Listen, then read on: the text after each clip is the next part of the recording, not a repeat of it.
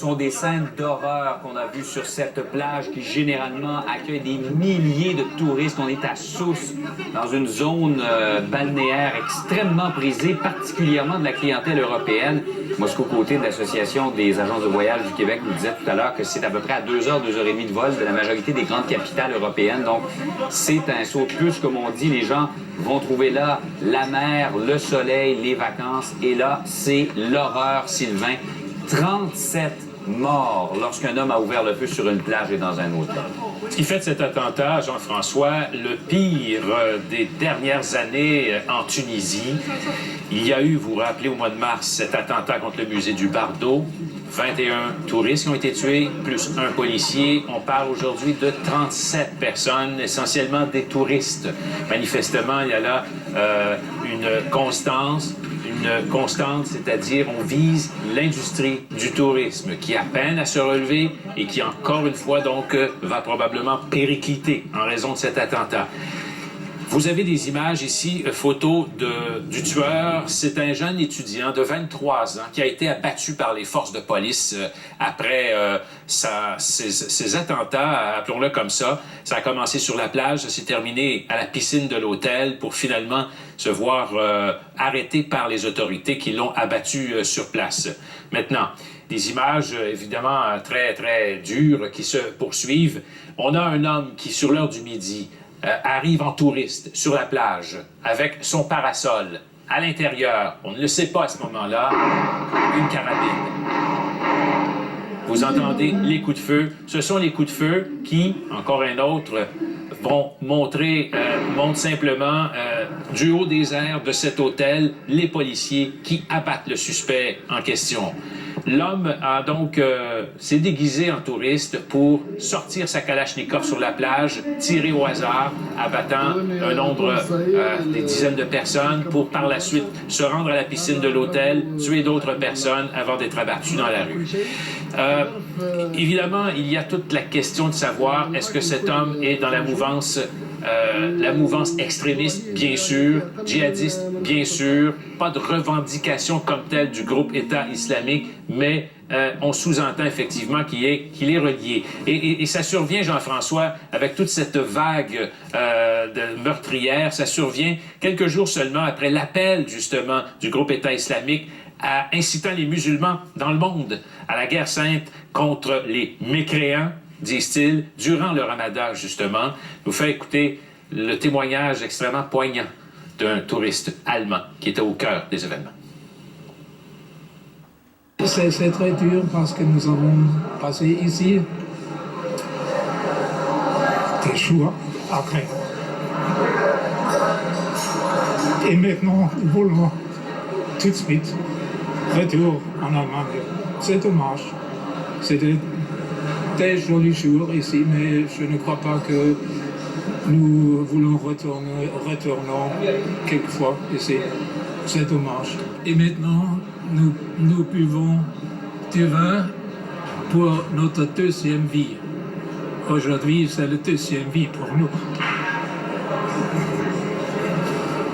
Extrêmement touchant, des gens qui apprécient le fait d'être en vie alors qu'ils ont vu tomber sous les balles plein de gens innocents au cours des dernières heures. Et Sylvain, en plus de ça, il y a un premier attentat qui a été commis par le groupe État islamique au Koweït. Oui, une première, effectivement. Ce groupe n'avait jamais fait d'attentat dans cette pétromonarchie du Golfe. Et effectivement, c'est vraiment un attentat suicide, celui-là, dans une mosquée chiite. Un homme est entré à l'intérieur pour faire exploser son dispositif. Il y a actuellement, le bilan est à 25 morts, plus de 200 blessés. C'était jour de prière, le vendredi, bien sûr, en plein cœur du Ramadan d'ailleurs. L'homme en question faisait partie du groupe État islamique. Qui a revendiqué cet attentat, donc une première au Koweït, après une première il y a quelques semaines à peine en Arabie Saoudite également, contre une mosquée chiite. Quelle journée tragique. Merci Sylvain. Au revoir. Tout de suite, on va aller rejoindre le collègue Tayeb Moala, qui est journaliste au Journal de Québec. Bonjour Tayeb. Oui, bonjour Jean-François. Vous êtes d'origine tunisienne. Oui, tout à fait. Dites-moi, qu'est-ce que vous voyez, qu'est-ce que vous comprenez dans les éléments de ce qui s'est passé au cours des dernières heures? Là, on parle d'un homme, d'un étudiant de 24 ans qui n'est pas connu des autorités et qui, comme ça, mène ce massacre dans un lieu touristique très fréquenté. Tout d'abord, la première réaction, à l'instar de tous les Tunisiens, là, c'est une profonde tristesse. Là, vous savez, bien accueillir les gens, les hôtes, les invités, fait partie de la culture tunisienne, de la culture arabo-musulmane. Donc, déjà, les gens viennent à la plage pour s'amuser, pour nager, pas pour mourir. Donc, le premier sentiment, c'est une profonde tristesse. Le deuxième, c'est un peu fataliste probablement, mais de se dire qu'on vit actuellement dans un monde où ceci est possible. La preuve, on l'a aujourd'hui. Il y a des attentats en même temps en France, en même temps au Koweït. Donc, à peu près n'importe qui est radicalisé peut se déguiser en touriste comme aujourd'hui, apparemment avoir une Kalachnikov sous un parasol et tirer partout, faire des morts. Donc il y a des enseignements à avoir de cette situation-là. Il y a certainement eu des lacunes sécuritaires, c'est certain, du côté tunisien. On se souvient, il y a eu l'attentat du Bardo il y a à peine une centaine de jours. Ça, c'est d'un côté, ça c'est le premier volet de la situation. Le deuxième volet, c'est que il faut maintenant, donc une fois qu'on fait l'enquête, ça prend une unité, ça prend une solidarité internationale importante, parce que il faut absolument pas laisser la Tunisie toute seule dans cette situation-là que tout le monde vit. Là, on l'a vu ici même à Ottawa il y a quelques mois. Ouais. Dites-moi, quand vous retournez en Tunisie, je parlais des gens de l'industrie du voyage, des gens qui y avaient séjourné, les gens disaient les Tunisiens sont super accueillants, le pays est beau, tout est beau, la nourriture est bonne, on est bien accueillis. Est-ce que cependant, quand vous y retourniez dans les dernières années, vous sentiez qu'un mouvement qui commençait, ou c'est vraiment extrêmement minoritaire, cette mouvance-là? Alors, tout d'abord, effectivement, c'est un pays magnifique. Là, vous me direz que je suis peut-être pas très crédible de dire ça, mais il faut le dire, il faut le rappeler. C'est un pays extraordinaire, c'est mon pays.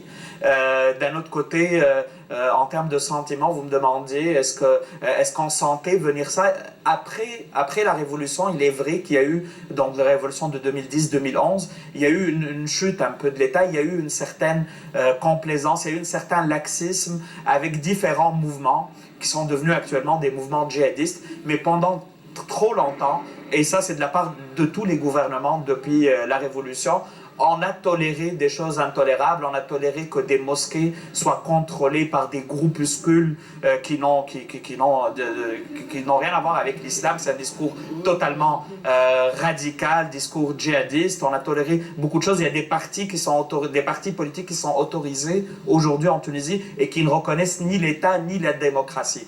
Alors, évidemment, la réponse ne doit pas être uniquement sécuritaire. La réponse ne doit en aucun cas être de dire « Ah, c'était mieux avant sous la dictature ».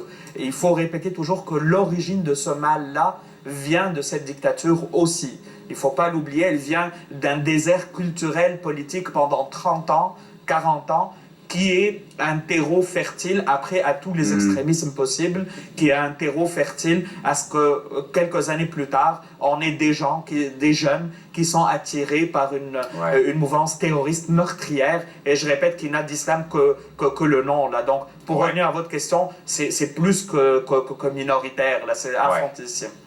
Taïeb Moualla, merci beaucoup pour ce témoignage. Merci à vous. Bonne fin de journée. Merci.